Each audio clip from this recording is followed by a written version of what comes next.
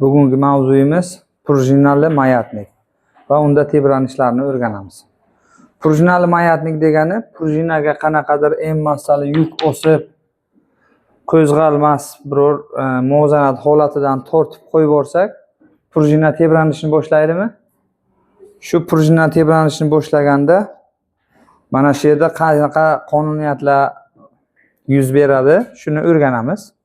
Demak, muvozanat vaziyatdan qanaqadir masofaga siljitsa prujinani, o'sha qo'zg'almas o'q atrofida tebranishni boshlaydimi? Muvozanat vaziyatdan eng katta chetlashishiga nima deyiladi? Mana bu masofaga amplituda deyiladi, ha? Demak, prujinaga osilgan yuk A amplituda atrofida tebranadi. Tushunarlimi? Endi bunda prujinada tebranishlar davri matematik mayatnikda qanaqa edi? T barobar 2pi ilzosi L taqsim J edimi? Prujinada ham shunga o'xshash bo'ladi va tebranishlar davri T barobar 2pi ilzosida M taqsim K. Mana bu prujinal mayatnikni tebranishlar davri.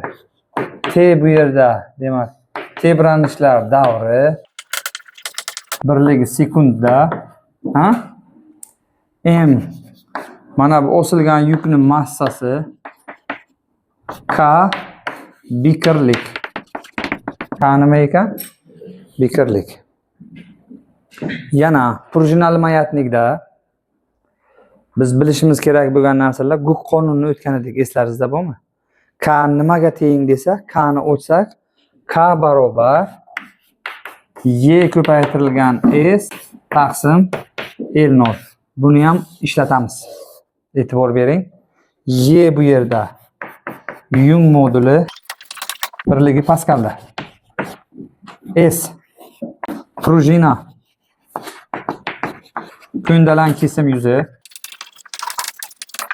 L0 prujinaning uzunligi. L0 prujina uzunligi o'sha cho'zilmasdan oldin erkin qo'yib yuborilganda, shu erkin turgan paytdagi yuk osilmagan holatdagi prujina uzunligini nima deb belgilar ekanmiz? L0 deb.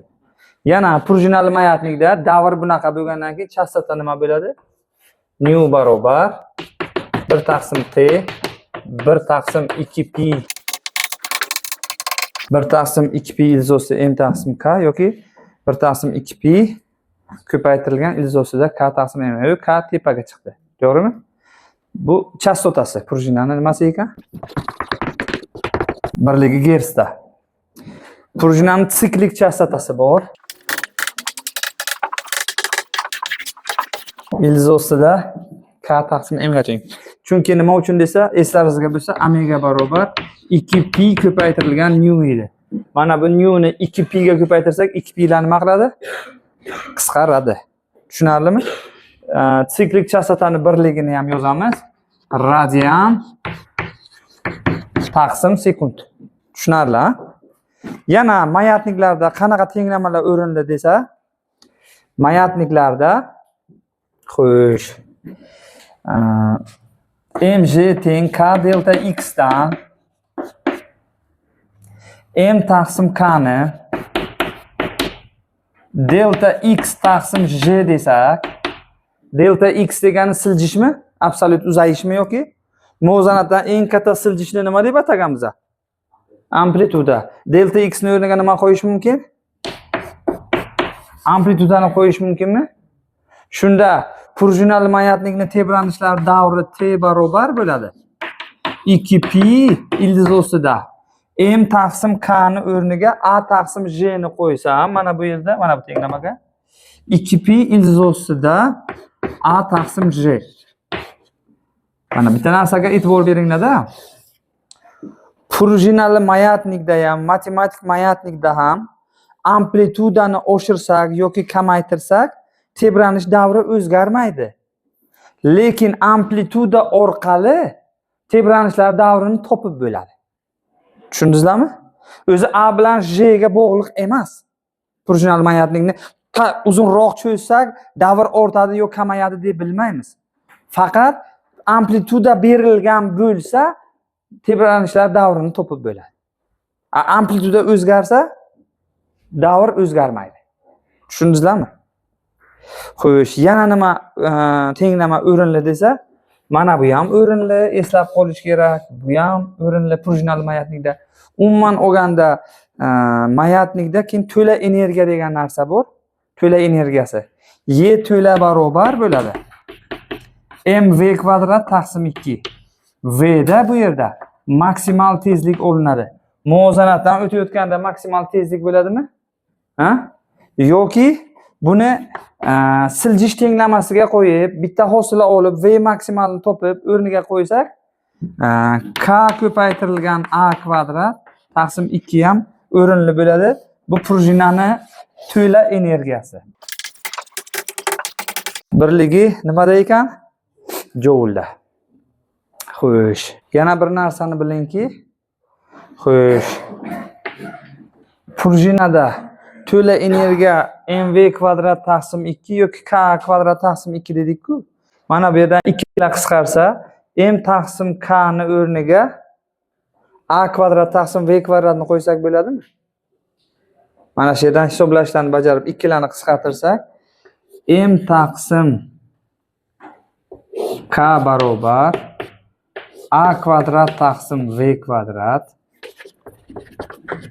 yoki ildiz osti m taqsim k barobar prujinalida bu. Matematikda t barobar 2pi ildiz osti m taqsim k ni o'rniga nima edi?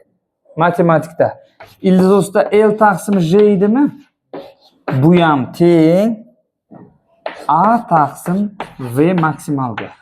Mana bu formula ham juda ko'p ishlatamiz masala yechishda. Masala yechishda bizda osonlik tug'diradi. Masalan, massa bilan bikrlikni bermasa, prujinal mayatnikda amplituda bilan maksimal tezlik bo'lsa, bemalol davrni, chastotani, siklik chastotani buni ham topib bo'ladi. Tushunarlimi? Ha? Xo'p, matematik mayatnikda ham t barobar 2pi ildiz osti l taqsim j edi-ku kechagi darsimizda. Uni ham o'rniga bemalol a taqsim v maksimalni qo'yish mumkin. Buni yarim yo'lda qolib ketgan formula deb biz aytardik kursda. Ya'ni yo'lda qolib ketgan formula deymiz. Bu bironta kitobda buni berilmagan, faqat o'zimiz kursda shunday deymiz, eslab qolish uchun. Yo'lda qolgan formula. Yo'lda qolgan formula mana shu ko'rinishda bo'ladi. Doskani yozib oling. Endi prujinal mayatnikda ko'proq endi duch kelgan masala, mana shunga o'xshash masalada ko'ramiz. Masala nima deyapti? Prujina avval x masofaga, undan so'ng yana 3x masofaga cho'zildi. Prujinamiz bor edi, avval x masofaga cho'zdik. Ha? So'ng yana 3x masofaga cho'zdik. Bizdan so'raydiki, birinchi hol va ikkinchi hol uchun A1 va A2 ishlarini taqqoslang deydi. Buni oddiy o'ylaydigan odam normal, masalan, bu masalani, bu mavzuni oldin o'rganmagan bo'lan nima deb o'ylaydi?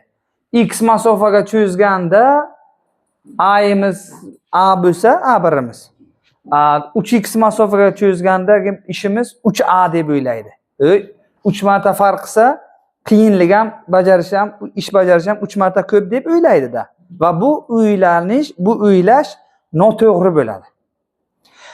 X masofaga siljitishdan yana 3x masofaga cho'zish 3 marta farq qilmaydi, undan qiyinroq bo'ladi. Prujinani qancha cho'zaversangiz, shuncha qiynalaverasiz va bu chiziqli emas. Tushundingizlarmi? Buni hozir yechilishini ko'ramiz, keyin o'zingiz xulosa qilasiz. Birinchi holatda x masofaga siljitganda prujinani A1 ishimiz A1 barobar bo'ladi. K ko'paytirilgan x kvadrat taqsim 2. Ya'ni prujinani potensial energiyasini yengamizda. A barobar nimaga teng bo'lar ekan? Kx kvadrat taqsim 2 ga. Endi A2 ni topmoqchi bo'lsak, A2 barobar birdaniga topib bilmaymiz A2 ni. A2 ni topishdan oldin eng masalani ishlanishini nozik joyi shu yerdaki A2 ni to'g'ridan to'g'ri topa olmaymiz. Tepada A umumiyni topamiz endi. X masofaga siljit cho'zish uchun kerak bo'ladigan ish KA kvadrat taqsim 2 bo'ldi, ha? Endi umumiy ish 0 dan x u 3x necha x ga cho'zish? 4x ga cho'zishda bajarilgan ishni topamiz. Tushundingizmi? A umumiy degani mana bu yerga eslatma sifatida yozaman. 0 dan necha x gacha cho'zish? 4x gacha cho'zishni topyapmiz degani. Demak, k ko'paytirilgan. Endi x kvadrat bo'lmaydi, 4x ga cho'zsak nima bo'lar ekan? 4x ning kvadrati taqsim 2. Ya'ni nima bo'ladi desa agar 16 ta kx kvadrat taqsim 2. Qaranglar endi. X ga cho'zishdagisi kx kvadrat taqsim 2. 4x ga cho'zishda umumiy ishimiz k 16 kx kvadrat taqsim 2. Endi A1 bor, A umumiy bor. A2 ni qanday topamiz? A2 ni. A umumiydan A1 ni ayirib tashlaymiz. Tushunarlimi? Ana endi A2 ni yozib bilamiz. Hozir to'g'ridan to'g'ri A1 dan keyin A2 ni yoza olmasdik. Avval nima qildik? A umumiyni topdik. Endi A2 ni topamiz. A2 barobar ana A umumiy ayrilgan A1. Yoki 16 ta kx kvadrat taqsim 2. Buni o'sha uchun qisqartirmay qo'ydim. Ayirganda baribir qulay bo'lishi uchun. Ayrilgan A1 nimaga teng edi? Kx kvadrat taqsim 2. 16 ta kx kvadrat taqsim 2 dan bitta kx kvadrat taqsim 2 ni ayirsak 15 ta kx kvadrat taqsim 2 qoladi. Mana bu A1 edi. Mana bu endi A2. Biz o'ylaganday x ga cho'zishdan 3x ga cho'zish 3 marta farq qilar ekanmi? Necha marta farq qilar ekan? 15 marta farq qiladi. A1'imiz kx kvadrat taqsim 2. A2'miz 15 ta kx kvadrat taqsim 2. Demak, necha marta farq qilar ekan? 15 marta. Ya'ni A2 barobar bo'ladi 15 ta A1. Mana bu javobi bo'ladi masalani javobi. Va albatta noto'g'ri javoblarning ichida mana shu A2 teng 3 ta A1 ham turadi. Sizni aldash uchun turadi. Aslida to'g'ri javob nechta ekan? 15 marta. Tushunarlimi? Endi og'zaki beraman, siz shunday javob bering. Prujinani x ga cho'zish yana x ga cho'zishdan necha marta farq qiladi? Miyada hisoblang qani? X da cho'zish yana x ga cho'zishdan. Tak, birinchisi kx kvadrat taqsim 2, umumiysi endi 2x bo'lib 4 ta kx kvadrat taqsim 2 ayirsak 3 ta. Necha marta farq qilar ekan? X ga cho'zish bilan 3 marta farq qiladi. Yana x ga cho'zish. Tushunarlimi? Hamma tushundimi? Shu masala Usmonov kitobda ham, Uzoqovda ham juda ko'p berilgan. Doskadagi bu mavzuni va misolni yaxshilab o'zlashtirib yozib olgandan keyin masala yechishni boshlaymiz. Demak, Usmonovdan 70-mavzu, Uzoqovdan, Usmonovdan 74-mavzuni endi birgalikda yechib, chiqmaganlarini doskaga ko'ramiz.